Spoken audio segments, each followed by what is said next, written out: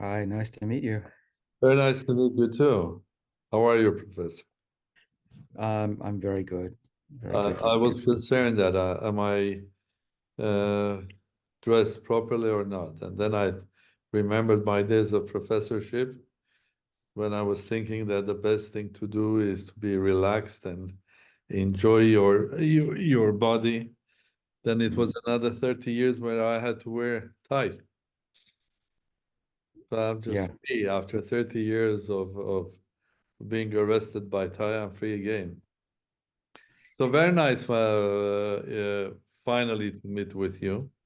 And as you know, we were trying to have this dialogue with you, connected with our conference in Singapore.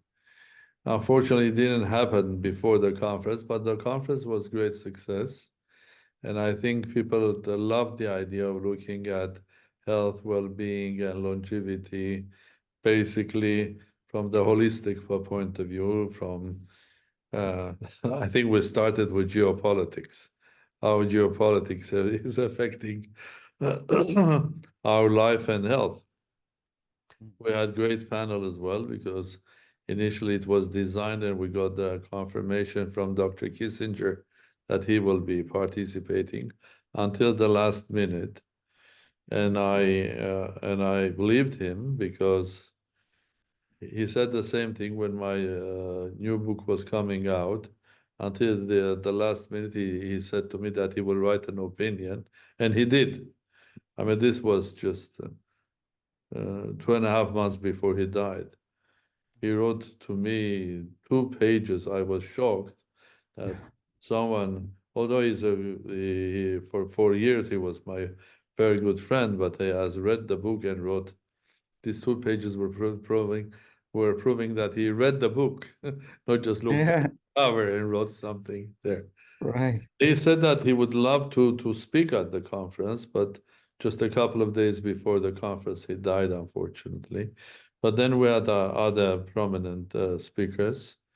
Of course, we remembered him, but we had also uh, Romano Prodi, the former prime minister and the president of European Union. Mm. Dominic de Villepin, Kishore from Singapore. I think we had and John Mersheimer from Chicago, and it was discussions about how geopolitics is affecting decisions or our healthcare, or geopolitical decisions are changing the world and taking us somewhere where it's not very healthy. You Yes. cannot live long. And then we had other panels about the economy of healthcare, about space, about artificial intelligence, even about martial arts and chess. The president of International Chess Federation was there, and Mm. then and martial arts, two great guys, even Roger Gracie, the 10-time champion of Jiu-Jitsu. And then, of course, even how music affects our health and longevity. We had a Mm. couple of two of your good colleagues there that made a very fantastic appearance. But of course, we all missed you, and I think it's good now we can just have this discussion, and it will appear definitely on the website of Atom Advanced Tomorrow Summit, and it will stay at the Advanced Tomorrow site. And I think this is something that I would love to have this sort of a friendly discussion with you. I'm a physicist. I would love to know more about the physics of longevity.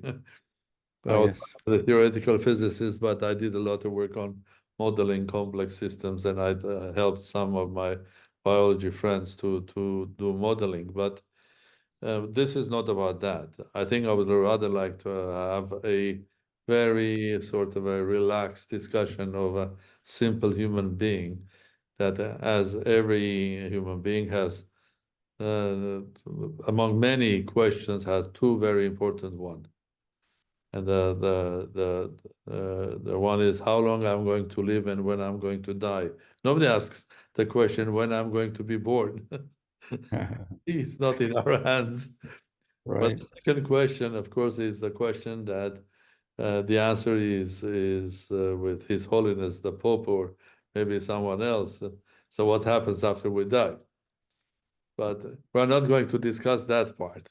We'll be discussing the first part.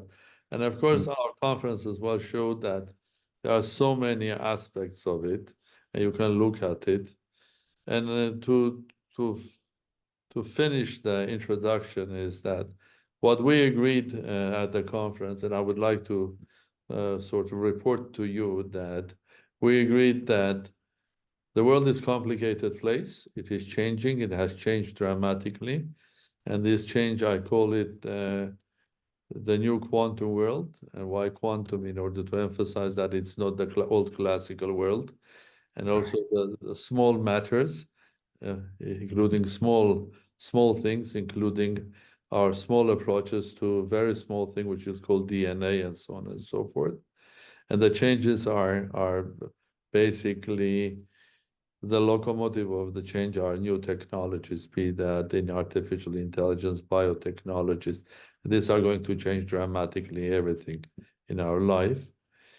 But we agreed all that uh, the world has started waking up, speaking about climate change, about food security, water security, many other issues, but they are not seriously talking about health security. And basically, Right. what we have in healthcare is not healthcare, it's sick care. I think the systems are waiting until somebody is ill and thinking what can we do? Spending billions and billions and billions, basically not effectively. Well, probably if money would go to research and will be going back to healthcare, probably we can make our lives much longer and much Mm. healthier until the time of Pope taking us somewhere else or St. Peter. So that's one conclusion, and we are working on a piece of paper which will be called the Declaration from Singapore, basically addressing to international community as well. So health matters. Huh? If we're going to Mm. speak about challenges for us, it's not only climate, it's not only migration and many others. There's one important thing is how we are managing or mismanaging our health. In this context, it's very important, I think, someone's opinion like you. You are very well known worldwide. You are focusing your research and also making popular part of your research to general public. Mm. And and for me personally, in order to encourage my colleagues at the conference, I made a personal pledge Yes. to become more healthier in a year time when we'll have the second conference. And I pledged to lose 20 kilos. Oh no. Well, that's excellent. Oh no. So I always like impossible challenges. So somehow our discussion is going to be also that I would like you to at least guide me 2, 3 times a year what to do to reach, to show people that in 1 year you can lose 20 kilos and be healthier. Look, at least Mm. look like you, very healthy. I realize that I'm 115 kilos, which is too much. And I put on weight while being president and had some health problems, taking some steroids. So I have to get rid of that. So this is the introduction why we are here. And I think I will just leave you to speak about longevity, maybe, and I'll start asking questions, if I may. That Please. would be fine. Thank you for the nice introduction. So you are one of the best specialists in the world, or maybe the best one, if you ask some of your readers that understands and has a special idea about life, the length of the life, and why do we live short or long. Mm. So can you, in 2 or 3 words, summarize where we are now today? Where are you today after so many years doing research in one of the most prestigious or in several prestigious institutes on this planet, Mm. focusing very rarely on longevity and life quality, and so on. Where are we now? So I've been working in this field for close to 30 years now. And when I started in the early 90s, there was almost nothing known about why we age or how to control it. The most we knew was that in animals like rats and spiders and yeast cells, if you restrict how many calories they eat, make them hungry for a lot of their life, which is not pleasant, they are healthier and they live longer. But nobody understood why, and very few people, even today, can fast that extensively. So what happened over those years is that we believe now, as a scientific community, that we understand why calorie restriction dieting works. We understand that the same processes are related to other types of things that help us live longer, such as exercise, being hot, being cold, not getting enough protein. These are what we call stresses on biology, or biological stresses. I call them putting the body in an adversity state. And that turns on what we've now discovered are called longevity genes. And I study a group of longevity genes called the sirtuins, which I was part of a group at MIT in the 90s that linked the sirtuins to aging in yeast, but also in all organisms, from plants to humans. And those genes get turned on by fasting, by caloric restriction, by heat, by cold, and by exercise. And that they can take care of the body by fixing the body and repairing it. The problem with today's society, of course, is we live in an abundance mode rather than adversity mode. And so our bodies accelerate, have an accelerated aging process. The other thing we've learned in those years is that aging is controllable. We can, in my lab, for instance, we can drive aging forwards and backwards at will in an animal, and in human cells and in human tissue. And we are on the verge of having ways to not just change our lifestyle to slow aging, but perhaps even reverse it. And a big breakthrough in my lab really now, and I think for the field in general, what we've realized is that there's a backup copy of the software of the body. There's information of youthfulness in every cell that we can access with the right trigger, with the right switch, that rejuvenates tissue, rejuvenates cells, rejuvenates animals like mice, and can have remarkable health benefits to the animal that include, we showed in 2020 in Nature that we could restore vision to a blind mouse. We could cure glaucoma. We just had a paper on that again recently. We've been able to reverse brain aging and in the animal cure Alzheimer's disease by making the brain young again. And those animals can even remember things that they had forgotten.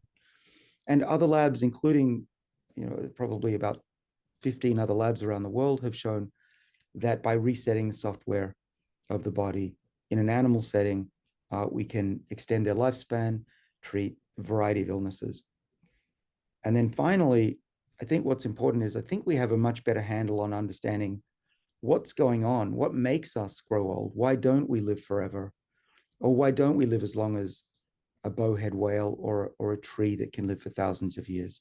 It's essentially the same biology. We all have DNA, we all have proteins, but what allows them to live much longer? And that, I think, we have a good idea. The main idea that has come out of my lab, which I'm promoting and studying, is called the information theory of aging, which regards the body like it has software and that the software gets corrupted over time and that we can slow that corruption down and we can even reboot the system. But does that mean that in your research as well, you are looking at aging or specific genetics of aging, not as a biological object, but as a data?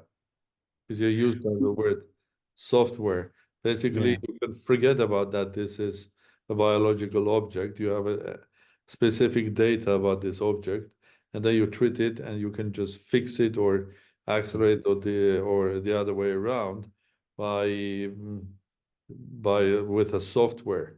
Well, in this case, software probably will be another specific molecule sent that brings a specific information or changing the programming and so on and so forth. Is that the way one can interpret this? Yes, yes. So for the for most of human history until the last few years, biologists and doctors have treated the casing of the computer, polishing the keyboard, polishing the screen, cleaning the screen, and not realizing what was inside. And just like a computer, I believe that the human body, the aging process is a loss of information in the same way that Claude Shannon, the wonderful professor from the 1940s and 50s, who showed that the loss of information is critically important for communications, and he developed ways to preserve that information and recover it. He developed the backup copy and the mathematics that goes with it that gives rise to the digital world we live in today. That same mathematics, that same philosophy, principle is what I've applied to the human body. And in the information theory of aging, we have very similar diagrams. It's not communication in biology, it's more the transfer of information from when we're young to when we're older. So passage of time, young cells lose information. And the question is really, what is the information? And there are two types of information in the cell. There's the genetic code, which is digital. The digital code is 4 letters, ACTG, and that's very robust. In fact, you can get digital information out of fossils. Neanderthals, we have the genome, very stable. The other type of information that is equally important is the epigenome, and that is an analog, mostly analog format that is susceptible to noise, disruption, corruption, and that is what I believe gives rise to aging. Cells lose that information, they don't function like they used to do, and you get diseases, heart disease, Alzheimer's, cancer, diabetes. And we believe this in my lab because when we reverse the age of a tissue or of an animal, those diseases go away. So we believe all major diseases in the world are caused by this loss of epigenetic information. Yeah, that's fascinating. That let's start from a philosophical point of view. Does that mean that if in physics, I think you have in 3 dimensions of space and you have the time, space and time, and as far as we understand, and we do understand much more about physics, unfortunately, than about our body. I'm a physicist, and I have been lecturing quantum physics, so we know a lot, and very precise about the qualities of individual atoms and elementary particles, and we don't know when we go a bit higher there. We speak about molecules or protein or anything, and we don't know anything about our body. I agree with you. The way we were looking at biological or biomedical sciences, it would look like cleaning our computer without even thinking how it does it work. Are there any specific languages of programming and so on and so forth? From that point of view, maybe one could say that until recently, probably medical sciences were not science at all. They were very empiric, and I'm a sort of a brutally medievally empiric, just cutting or giving an aspirin without even calculating how much aspirin you need for this or that function and how does it work. It was just very empiric, up to even doing a bypass to your heart. It's just very simple mechanical as fixing your bicycle. So the question is, when we think the way you are describing it, does that mean that we do understand time in biological process? Does that mean that you can reverse the time? Does that mean that at the end of the day, there's a different definition of time, biological time, and just physical time are two different things. So you can reverse the biological time while we haven't learned how to reverse the physical time. Yes, the answer is yes. Biological time can be completely disconnected from actual chronological time. We've shown that. And and we're not going to disobey the second law of thermodynamics. So I think it's unlikely that we're going to live forever. But we do know that it's possible to go back in time biologically. We can now very accurately measure the age of our bodies using a variety of different clocks that we as a community have developed. One of them is called the DNA methylation clock, sometimes known as the Horvath clock, which measures the chemical additions and subtractions on DNA. And that follows a predictable path, so much so that you can map where someone is biologically, how fast they're aging, and even predict when they're going to die. And we're getting even better at that. We even soon should be able to tell you how you're likely to die. So that record is on the DNA. And those chemicals called methyls are what is a major part of this epigenetic information that I'm talking about. Those chemicals are the clock. And when we reverse aging in our lab, those chemicals, they need to be rearranged for time to go backwards. So those aren't just a clock, they are literally time. It's as if we discovered that when you move the hands on a clock on the wall, time actually changes. And what it really means is that for all of human history, we've looked at aging the wrong way. We thought it was based on time, but it's really just based on entropy and the loss of information. And that information, fortunately, is stored in every cell. And the question might be, why would the body store youthful information? Why would these chemical tags have a memory of 50 years ago? Well, we think that it's because many life forms can rejuvenate. If you cut the arm off a salamander, it will regrow a whole arm. Or if you cut a liver of a human, it will regrow. We think this is a very ancient part of life that allows organisms to rebuild themselves. We as humans have largely lost that ability, but you find it throughout the plant and the animal world. And we think we're finally tapping into that. If we go again at this idea that we can look at aging or by any biological process as a data and data management, does that mean that if we're looking about that enzymes that are basically they contain the history of our youth, okay? And what you are saying with the time, if there is a sort of a pattern or a print, with the time it just loses a part of it, sort of it gets mutated or changed, and that's sort of a aging. So if we want to cure it, we have two ways of doing. One, to find maybe somewhere in your body that information is kept untouched, okay, and try to find it and bring it back, or maybe to use mathematics. And this is where I can come because I've done that before when it's so restoring a pattern. So pattern is lost, but you can do mathematically recover it. It's not necessarily 100% recovery, but at least you will find connections and you will be able to restore majority of that.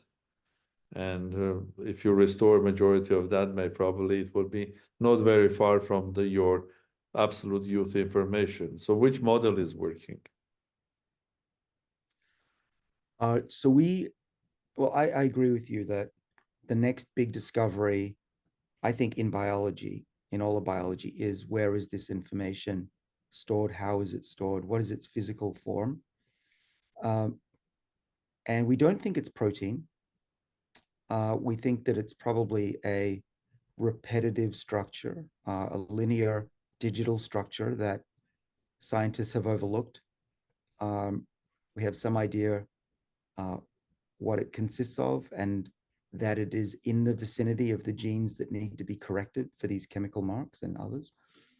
Um, and so I think what's going to happen over the next few years is that we will identify the source of this information, how it's laid down when we're young, and how to access it again. And mathematics will be extremely important in decoding that system of how it degrades, and then also how does the system work to reset. Does it mean that the mathematical method that you'll be using also will be sort of artificial intelligence? And because in many cases you cannot go back do research on individual atom or molecule because it's already too complex when you come to a molecule, even if you know quantum mechanics of that. Yes. But there's another way that mathematical research, which was not applied much to elementary particles, because nobody needed to do that for a bigger plasma with a lot of elementary particles. But in biology, that's absolute necessity to basically do a research not in a way of a formula, mathematical, that describes everything, but just a process then that all of the data is giving to the artificial intelligence that has the ability of getting the connections in a more natural way rather than analytically, which is probably impossible. So artificial intelligence, do you have hope that that will help us to do it quicker? Definitely. We're already using, we were using machine learning for the last 5, 6 years. Now we're switching to more advanced methods. We are using AI now to understand the system and to speed up our ability to detect the molecules in the body that control aging, and also perhaps some molecules that we can give to cells to reset the system. We just published a paper, not just, but we published a paper in 2023 in June, um, that said that we've used AI to find some molecules that can reverse aging by tapping into the system. So, and we continue to do that. We have a program here. So yes, I think that AI is going to be extremely important in helping us understand this new system of the software in the body. Um, and it's much more complicated than studying the genome because, as I mentioned, it's also analog. It involves three and four-dimensional structures. It may involve quantum effects, and these are things that will require huge amounts of computing power. And the study of single cells and millions of single cells per experiment to untangle. Yeah, that's that's fascinating. That means that we shouldn't be afraid of artificial intelligence. I'm one of those that I'm not afraid of artificial intelligence because I started in 1985 back in Soviet Union, the Department of Mathematical Modeling of Complex Systems. Mathematics of that since then has not changed. It has become much more complex, but it's still there. And it's very, very different the way our natural intelligence works. But I do believe that artificial intelligence and new quantum computing and everything will be helping us to basically understand ourselves much deeper and much more. And that's the biggest challenge. For me, it's not the biggest challenge to fly to Mars, to be honest. And I do believe even for 8 billion people, even if it's will be 28 billion, there's enough space on this planet if we are smart and we know how to manage ourselves. So the biggest challenge is to understand how our body works, and because we don't know anything. I'm sorry, we don't know much about it, what how it works. And from that point of view, what do you think? Is it right that among the complications that you described, there's another complication, which is the time itself. Is the time is connected with nature, and nature is evolution, and evolution means also mutation. So it's not only what you are describing or you are going to research is not a it's not a statistical model. It's a model that changes itself all the time. So the nature itself just plays the game. It's not, you don't need to have a lab in order to create a pandemic or a virus, because nature itself will create it for you. Don't worry. I mean, this is something that makes your research even more so complex, because it's not only complexity of it, physical, but also the nature playing with you while you were doing research. Maybe nature has done something already changed the whole system. What do you think? It's true. I get back to the introduction of noise into a communication system. This is the problem with trying to transfer information from one time point to another. It's the same for distributing digital information between cities, the same with distributing or sending information between your younger self and your older self, or even your younger self the next day is a transfer of information. And noise is happening. And we've even identified some of the causes of that noise in biology. One of the main ones is broken DNA. When DNA breaks, um, you lose uh, two types of information potentially. One is the genetic information, which you mentioned, mutations, and the other, which is much more extensive and much more damaging to the body, it's this other type of information, epigenetic information, which are the chemicals on the DNA change, but also those chemicals control how the DNA is held in 3 dimensions. And that changes after there's DNA breakage. And the problem is that when the cell joins the DNA back together again, the 3 dimensional structures of the DNA, the folding, they don't fully go back to how they were before. And that is cumulative over a lifetime. And we just published a paper, January 2023, showing that if we introduce noise in this way into a mouse, it gets old very fast. Even if there are no changes to the DNA, no mutations that we can detect, it still gets old, which we show or we claim is evidence that it's this other type of information in the cell that's going wrong. You might be wondering, well, or viewers and listeners may be wondering, what is this epigenetic information for? Why does it exist? Well, epigenetic information controls the genome. How does the cell read the right genes, the right DNA at the right time? And when we're young, every cell knows which genes to read. Out of the 20 or so thousand genes in the genome, the epigenome will tell a skin cell to read those 15,000 that make it a skin cell. And there's a subset of different genes for a liver cell or a brain cell. They all have the same DNA. It's the epigenetic information that tells a cell how to work and how to be a specific cell type. And we think, and we've shown in this mouse, that loss of epigenetic information causes cells to forget how to read the right genes, and they don't function anymore. In fact, if you take a skin cell from this old mouse, it will look more similar to a nerve cell, and we can easily move it into being a nerve cell much more easily in an old animal than in a young animal. So young animals, their cells are stable, they have a good epigenome, and then old cells, their epigenome is rather corrupted, and they forget how to function, and the genes are not read correctly. Now, I'm not saying that mutations are not a part of aging.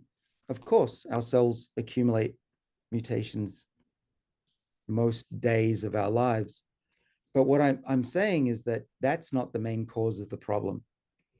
And one day we can fix mutations. We have technologies like CRISPR that can correct mutations. So I think one day we'll be able to do that. But because we know from cloning that you can take an old cell from an old person, and let's take an animal where it's easier, take an old monkey or an old dog or an old sheep or an old mouse, and you can recreate life that is young and healthy and lives a normal lifespan, and you can keep doing that. And that would not be true if mutations were driving aging. Instead, it's the epigenome that can be reset to restart life again and do that multiple times. And that's the same system I believe we use to rejuvenate the body and reverse aging. We don't go back to age 0, but we go back about 50 to 75%, and then we have a way of stopping that, and then you get youthfulness, and uh, and that's how it all works. But yeah, mutations were the main hypothesis for aging, but I'm challenging that with this information theory of aging. Then from what you are saying, I come to a conclusion first that evolution as it is, that we see from Charles Darwin, evolution works not only at the level of species, it works on the level of DNA. There is sort of evolution process of a DNAs as well. DNAs are changing, and through the change of DNAs, there's much sort of a bigger macro evolution happening. So because I was always fascinated with the idea, at the end of the day, how the evolution works. Okay, I think it doesn't work mechanically.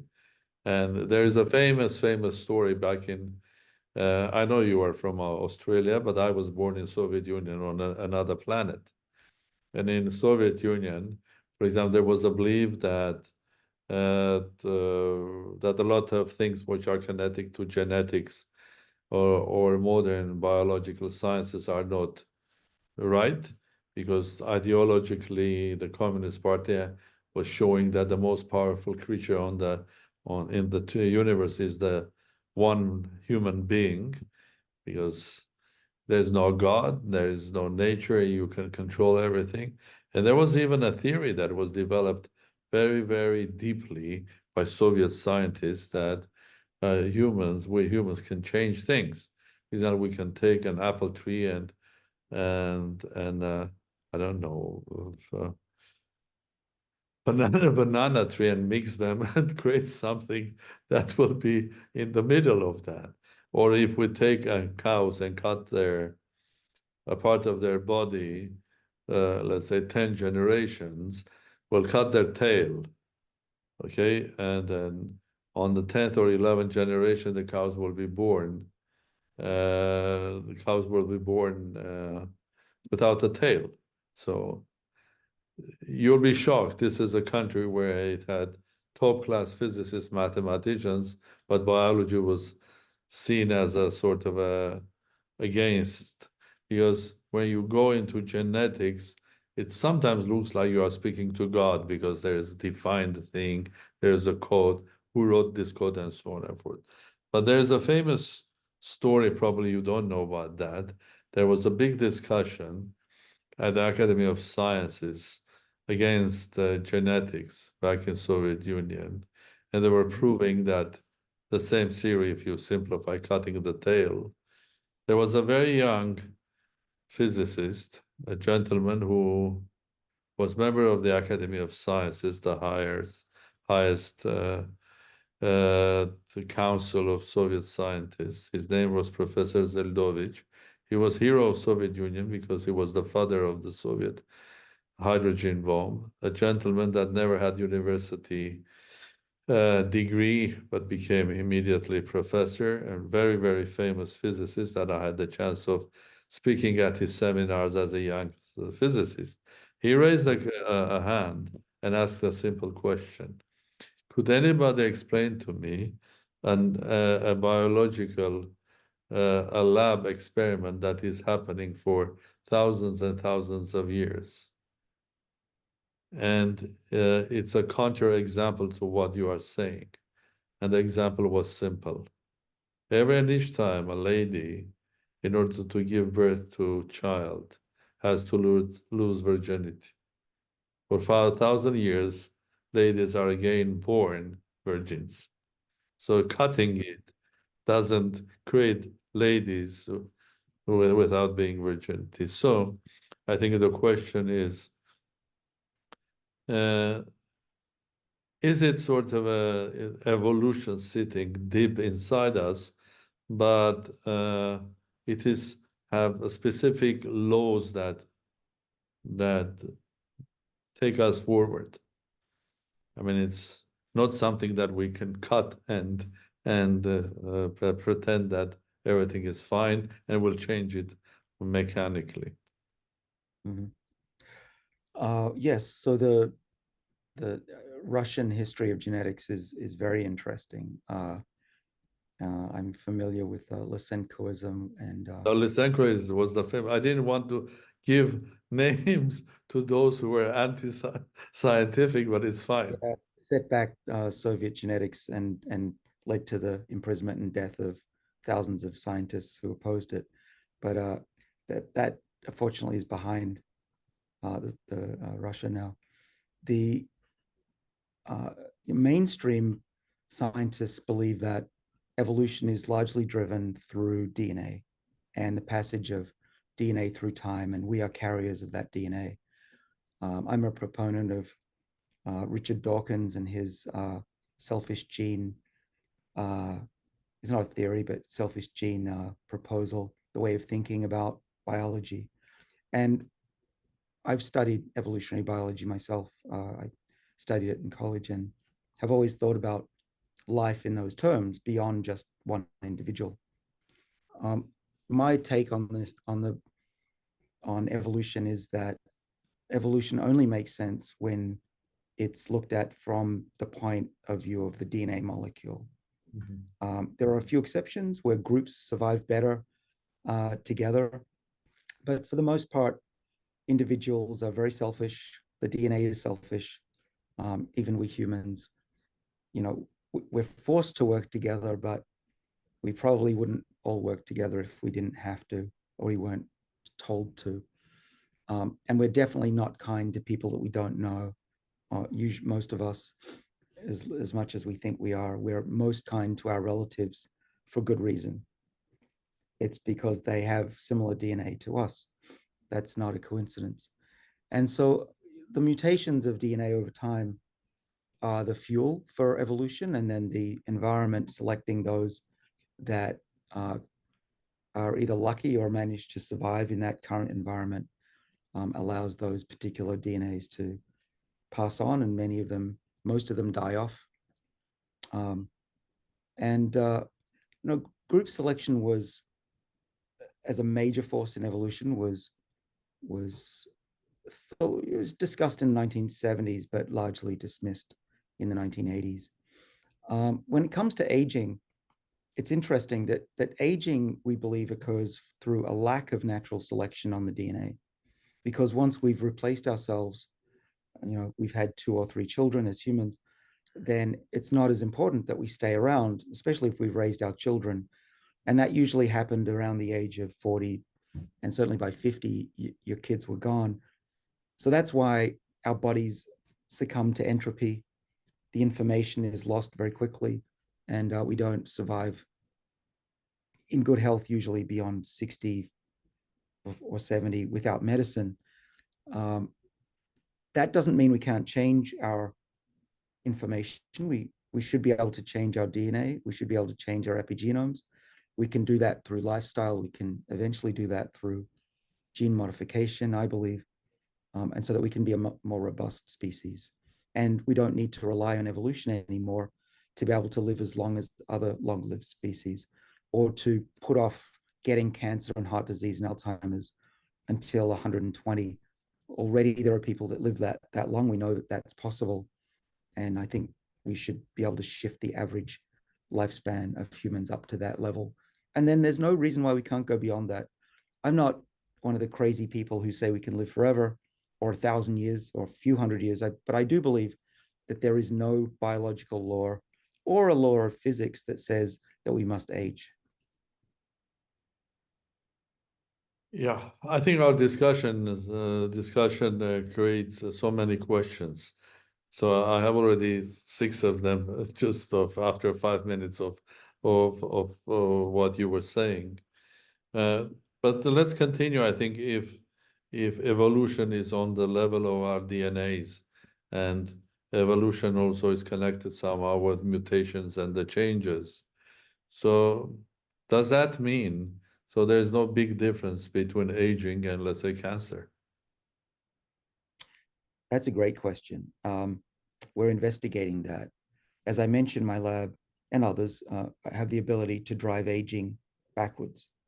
And the question that we have is, if we drive the age of the cell backwards, is that going to cure cancer or not? Is it, or could it make it worse?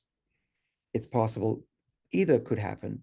You might make the cancer cell be more vigorous and drug resistant, and it would grow faster.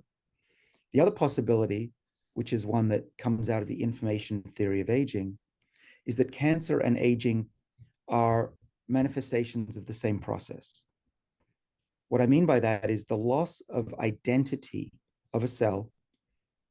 We know this happens during cancer, right? That's what caused the cell to Yes. grow in the first place. And I'm proposing that aging is the same thing. It's a loss of identity. And that if there is a software backup that can restore identity to an old cell, which we've done in my lab now and to an Or in animal, cancer cell. it should work in cancer cells as well. And a cancer cell should wake up and remember how to behave and what type of cell it was before, even 40 years ago.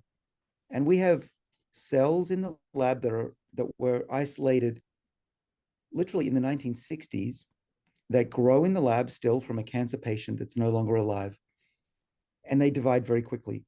We've recently found that if we rewind the clock on that cell, it wakes up and remembers how to behave like it did, 50 years ago or more. Yeah, that's fascinating. And it's another question related to that, of course, is that if somebody is born in the year 2123, 100 years from now, in December 19th, that means that hopefully technology will be so advanced the moment the person is born. I mean, you can create a full package of the healthy young information about you, about anybody. And then whenever during your lifetime mutations happen, you just take the right information, the right software, instead of guessing or using artificial intelligence to correct the pattern, you use the original pattern, photocopy it, and say, here we are, continue, please. Yeah. Is this the one that Yeah. will allow people to live 150 years? Yeah, I think that's a really good approach. It's not the easiest approach, but it is one approach. Um, and people that I know of are storing their cells when they're younger, uh, so that those cells at least can be used. But I think that, yeah, there will be a day when young people's genome and epigenome will be recorded. Already, a lot of babies get their genome done, but they don't get their epigenome done, and that should be done, correct? Um, the way to reverse aging now is much simpler than that. We in my lab, we just turn on 3 genes that are normally only switched on in embryos, but when we turn on these genes in the adult tissue, then it rejuvenates, and it only takes a few weeks for it to work. We can restore blindness in a few weeks in a mouse and a monkey, and we're looking to do this in humans in 2025. So that's a simple way, by tapping into the body's memory of youthfulness. I do agree that that repository may not be perfect. It may only get us to, I don't know, 150 by resetting the body every 10 years. But if we want to go beyond that, yes, I think it would be great to have an original storage of that information. We might need to sample each tissue because each tissue is going to be different, and sampling tissue is challenging, but I think that's a good way to do it. I think that's more useful than downloading the brain into a computer. I fear that the mere act of finding the information in the brain is going to disrupt it, and that we cannot put our bodies inside a computer. And so if we do want to live for hundreds of years, your approach would be a good one. Yeah, that's maybe a good approach. Of course, we can dream. We can dream. I don't believe that you can download your memory, or is memory is if memory is a data, and is the things that we see in our dreams, old faces that have already gone in our lives. But it's much more complex because the way we think is very different from computers because we don't need huge amount of data, artificial intelligence, a supercomputer to run it. Because the way we work is that we use very little data.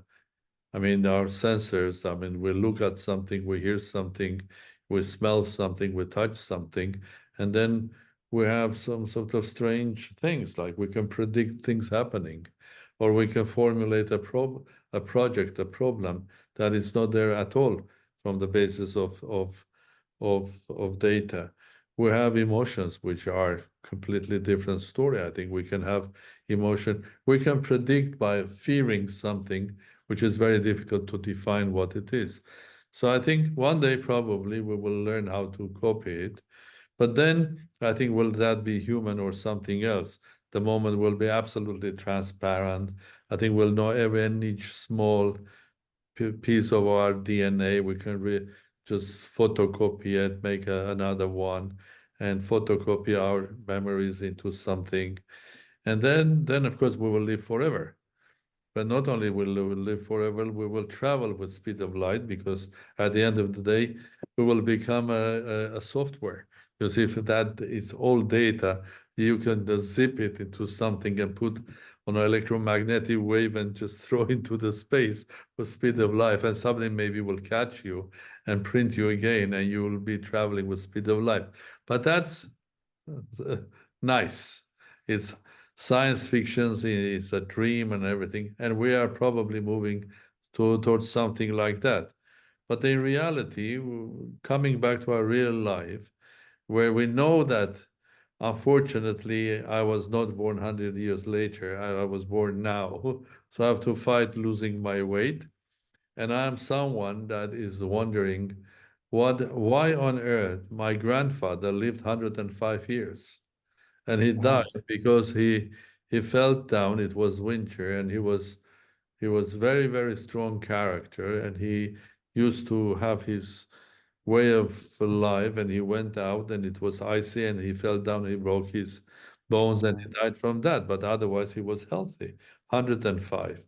uh, if your theory of having children, it's sort of a changes your entropy, I'm not sure, because he had 7 children and he mm, overlived 4 of them, including my father, who died when he was only 41, died of cancer. So I think I don't know where I am standing. I'm standing closer to my father, or I'm standing closer to my grandfather, or I'm in the middle between 40 and 105.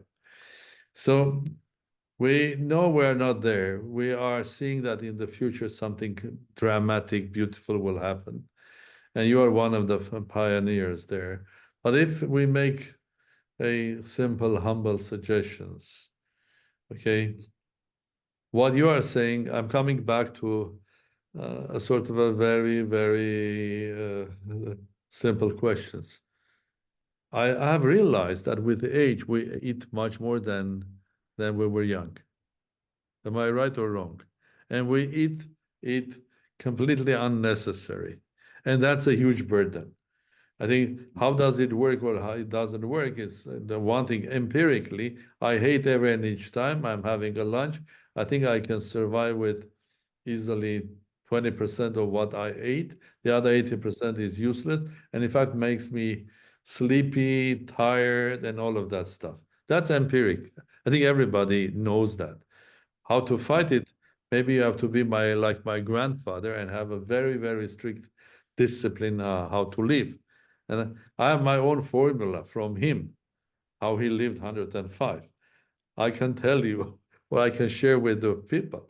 I think he was waking up every morning at 6 o'clock and having a glass of freshly squeezed orange juice or juice, that his wife had to wake up earlier than him and to make the juice. And then he was taking his way, even when he sold his business when he was 96. He used to go to his factory and advise guys what they were doing right or wrong.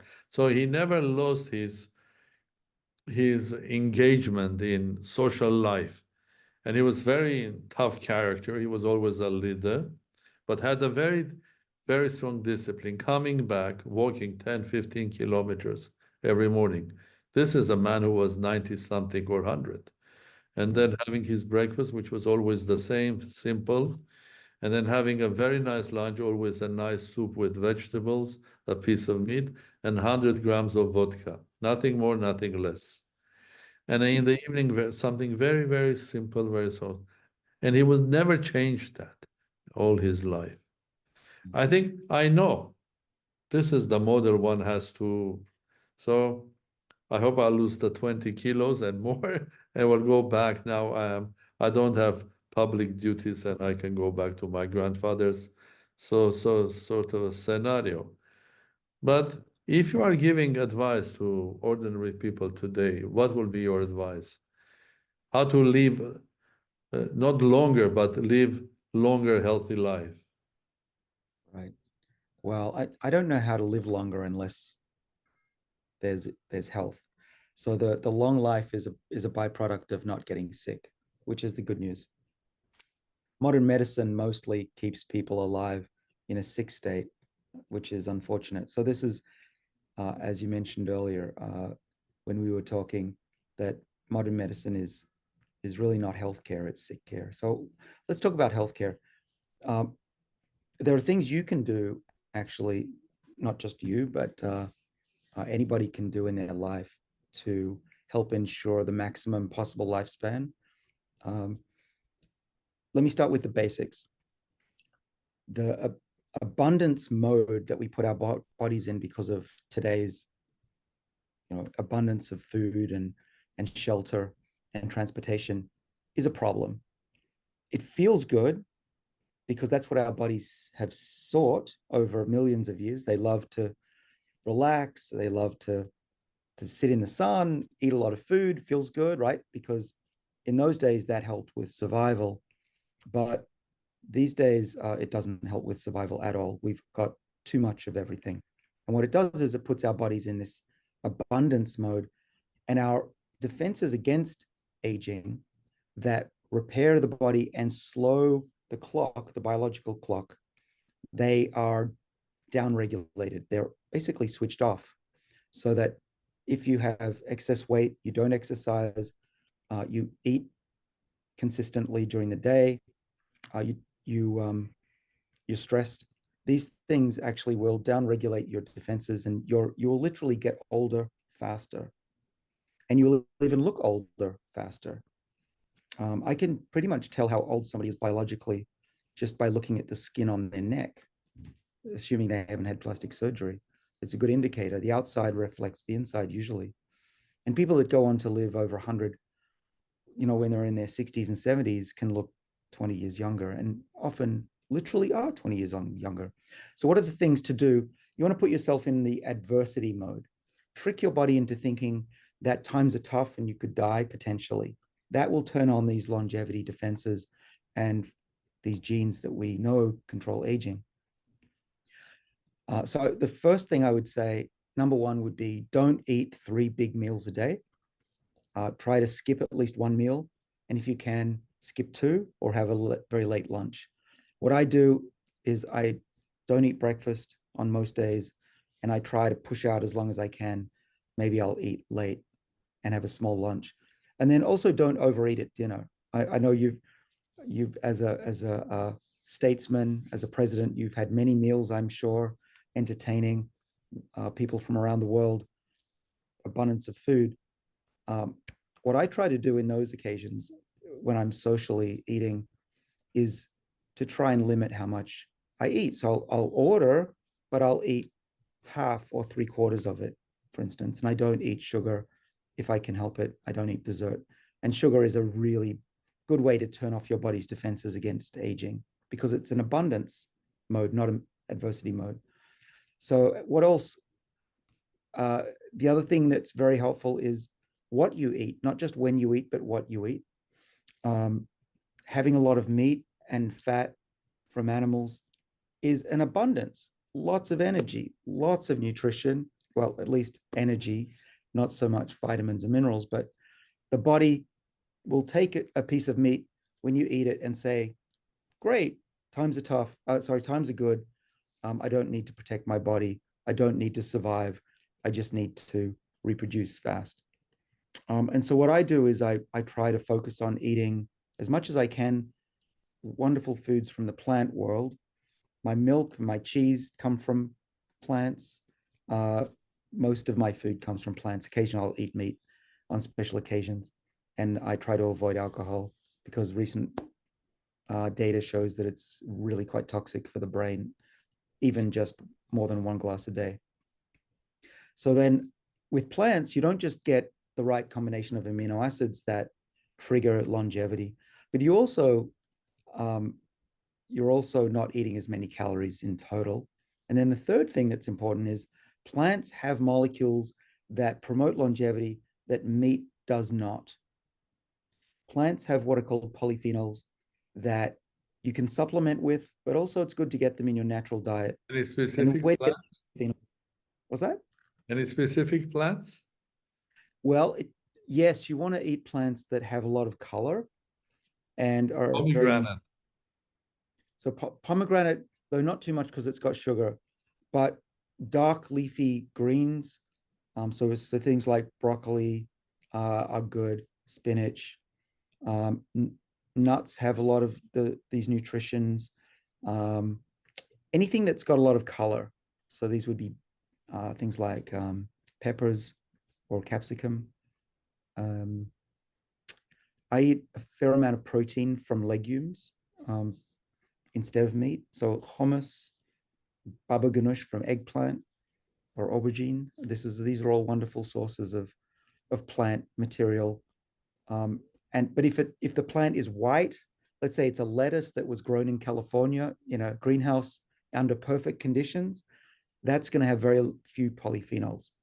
Avoid those. So plants also get lazy.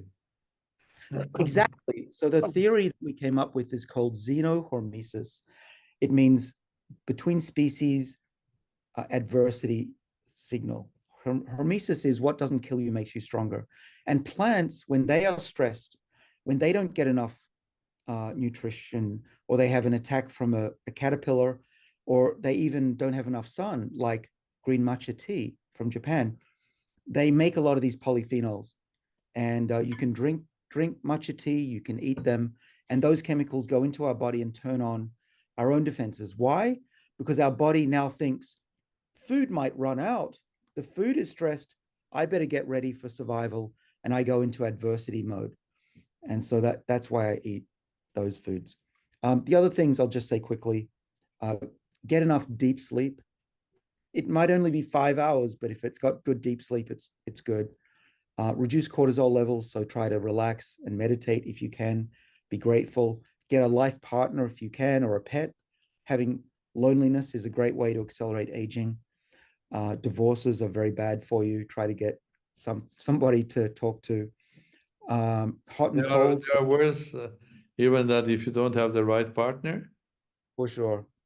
That is for sure. Don't be with someone that stresses you out. Find someone who you enjoy being with for sure.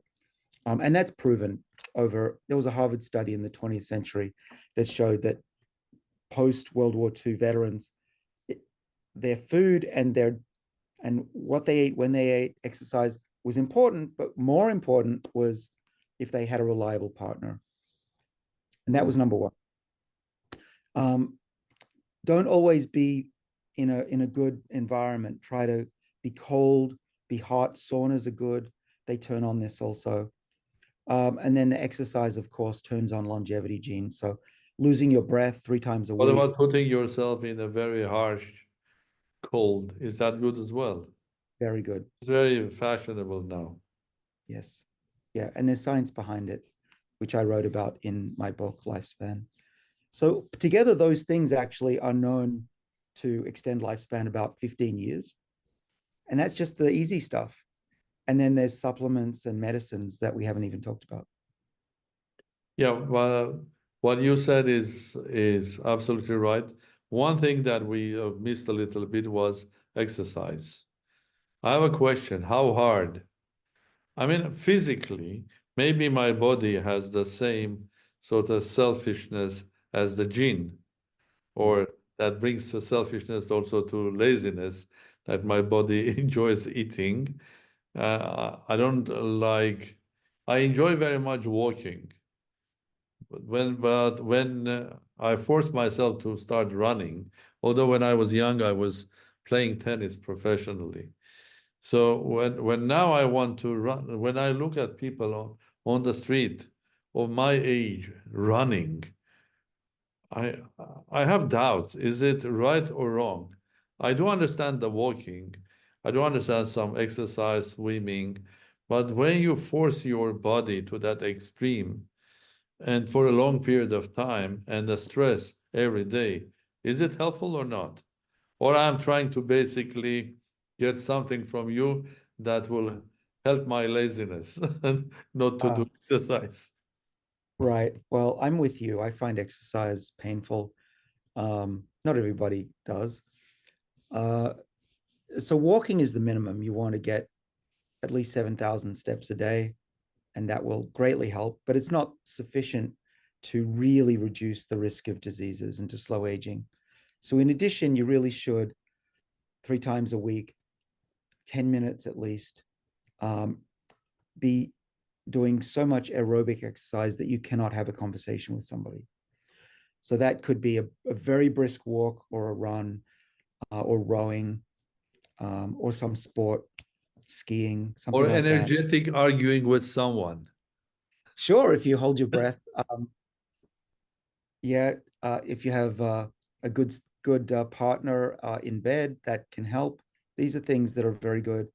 I know some people are taking, speaking of bed, are taking a low dose of these erectile dysfunction medicines like Viagra because it mimics that exercise. It maintains your blood vessel health. Um, but that's a one way of using a medicine to mimic exercise.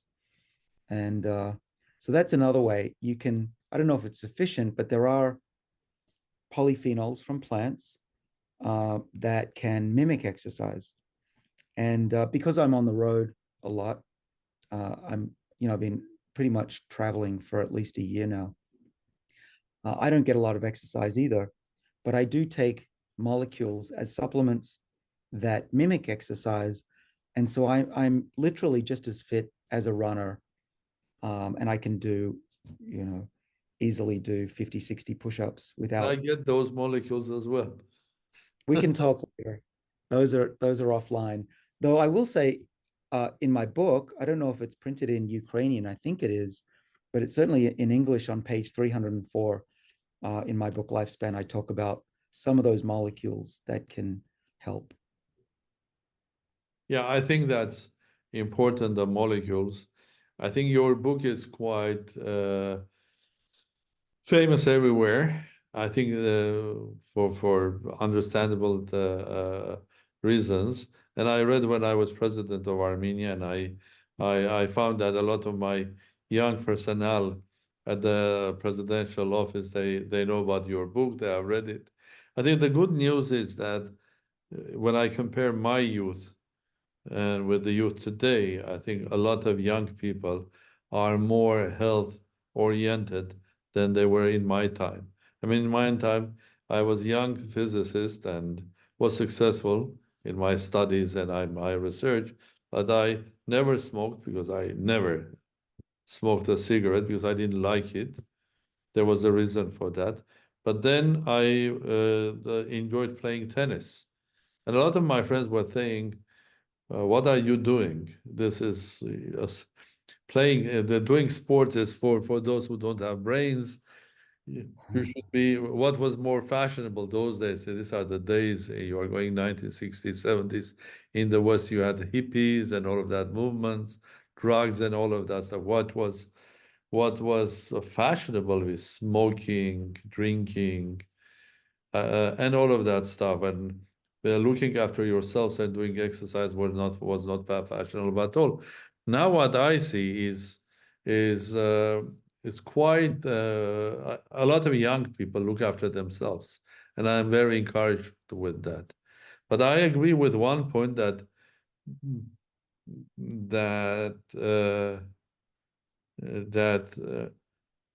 I think is very important.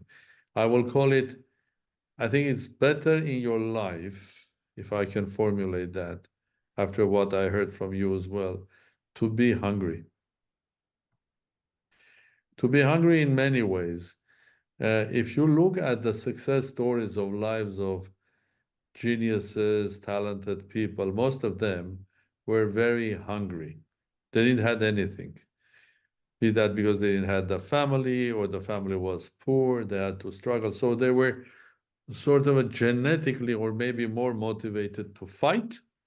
It's a philosophical thing, but it's everything in this life is sort of a connected because it's the same theory that you were talking about, the gene and your our body that you put in a stressful that the our body thinks that we are going to die tomorrow because there will be nothing to eat, and then we create some extra energy in order to become healthier. So the same is when you are young, you don't have much things.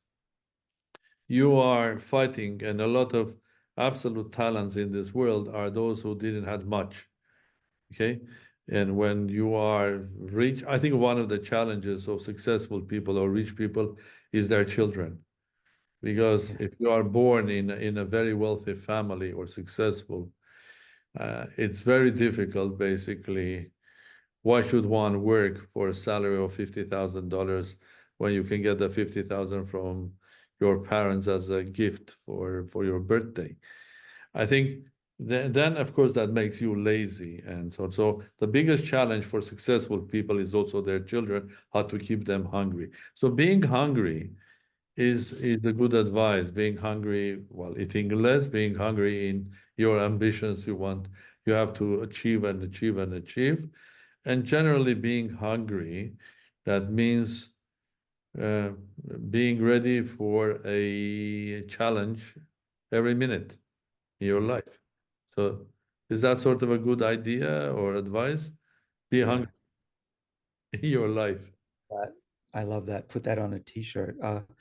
For sure. Having not just being hungry for food, but being hungry for uh, by having a life purpose. We know that people that have a purpose in life, that get out of bed and are excited about what they're doing, they live longer as well. So there's science behind it.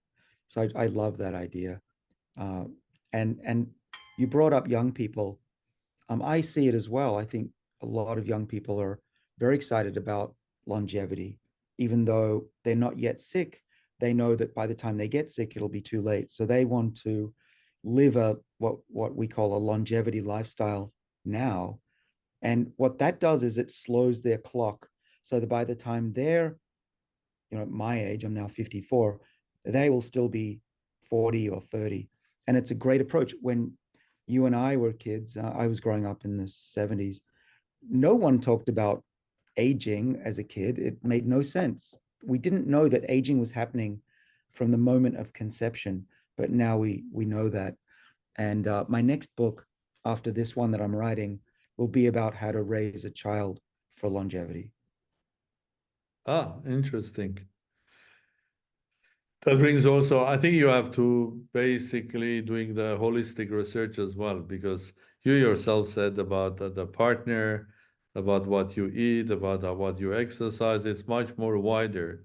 And one thing is for sure, art, music, and many other things that if people think that they don't have anything to do with our life and longevity, have huge impact on that. And most importantly, you have to be living a full life until your age. In back in Soviet Union, in mountains of Armenia or in Caucasus, people live long, like my grandfather. But until the last day, my grandfather, when he died, he was the head of the family and he was the boss. Mm. I mean, having the importance that you are still useful, you are the decision maker, you are there, rather than, okay, I retired, what I do? I retired Yeah. when I'm 65, go and do fishing, go travel as a tourist, and wait until I'll die. I mean, that's something. My grandfather had his last child when he was 74. Wow. He had Yeah. seven of them. So that's another motivation of life. I'm not Mm. saying that my father was died much younger, had achieved a lot of things in his young age, but he had cancer. He couldn't do anything, and this was back in Soviet Union. If now, he would have been probably cured. But one thing is clear, that we are living a very complex life, and and I think it's very important to also psychologically to motivate people to enjoy living. Mm. I mean, just really enjoy living every day that you have as a present of your life, and realize that this is wonderful. And I told a while ago to one of my friends that I've seen very strong characters that were not losing their strength of character, even being jailed, people for this or that reason, political. And I found that those people are the ones that were thinking that even in a jail, that they had another day of life, or two or 10, is a present, even in jail. So basically, living in freedom, in nature, it's a wonderful present to us. So to live longer, probably you have to also value your everyday life and Yes. enjoy everything. So, Yes, I love. well, it's fascinating talking to you, David. Uh, now, uh, now I'm more convinced that I started uh, the idea of having these conferences every year, and it went very well. And in fact, I have another offer to do that next year, already in 3 places. Of course, Singapore University, which is a great university, I liked it very much. We have decided that we will continue, but also an offer from UCLA to do another one there, and another one in the Gulf, in 2 Gulf states, to do that there. I do believe that after when you are 70 and you have a challenge of losing 20 kilos, the best thing to do in your life is just go deeper and try to understand. Well, in my age, I don't think that I will be uh, fit in order to go to devote myself to research. But one thing I can enjoy, just understanding and learning the results of the research. It's like music. I'm not a concert pianist, but I love listening to music, to the same great musicians. So I think you have encouraged me to devote more time on health, well-being, and longevity. And I do think that I have to also devote, as a former politician or a politician, to encourage the world public to spend more attention on issues of healthcare and spend money on it, because we're on a crossroad of great innovations and discoveries. Because I do believe finally medical sciences are becoming science because of what we have accumulated today and because the tools that are there. So we can achieve great achievements, but for that, there should be support and public support. Okay? I think I would love to start a movement that will not called COP, but will be called HOPE, about health. And this is a part of our conference that we're speaking, that hope is important. And I think raising money and public awareness, and probably this is something that I would love to devote my life. And there I'm your supporter, what you are doing. Well, thank you very much. Yeah, it's first of all, it's an honor to speak with you, and I'm wondering how you got all the good genes. So it's quite impressive what you've done with your life and what I know you're going to do. Uh, Second of all, I'd love to help with you losing those 20 kilos. People like you should stick around for a long time. You're valuable to the planet. You're a deep thinker, and you care about humanity. And so, I'm at your service. And yeah, it's just I really appreciate your support for this field of medicine, because it really is the future. Biology is going to be the most important industry in the 21st century. It will make these cell phones, look like a blip in history when we can control our own biology, and that is coming very soon, actually, and hopefully within our lifetime. And things are moving very quickly, faster than I can even keep up. My head is spinning every day. There's a new discovery now, and just in my lab, every week there's a breakthrough. So it's super exciting time, and our goal as individuals is to keep our parents and ourselves alive and healthy for as long as possible, because the technology is just getting better and better. Well, I agree with you, and I would like to thank you for this, for our dialogue, but not also only for our dialogue, but I would like to thank you for what you are doing. And I 100% support you. It's very important that we understand the structure of universe. You know, in 1984, that I was lucky I was allowed to leave Soviet Union as a young professor to come to Cambridge. That was because I've got a support of very powerful person, the president of Moscow State University, very famous mathematician Lagunov, who liked my work and helped me. Of course, they kept my family as a hostage.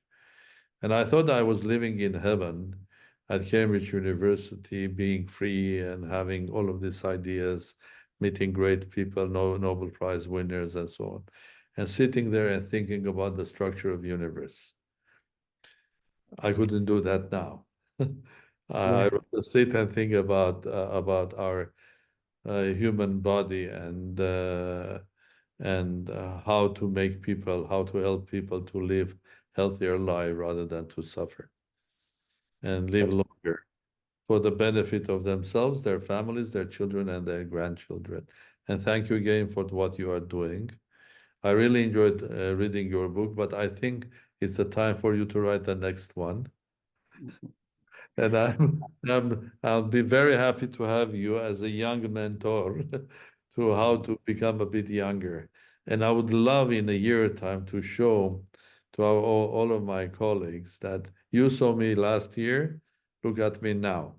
And this is yeah. because I have done this or I have not done that. And I lived a very hungry life in Yeah. many ways.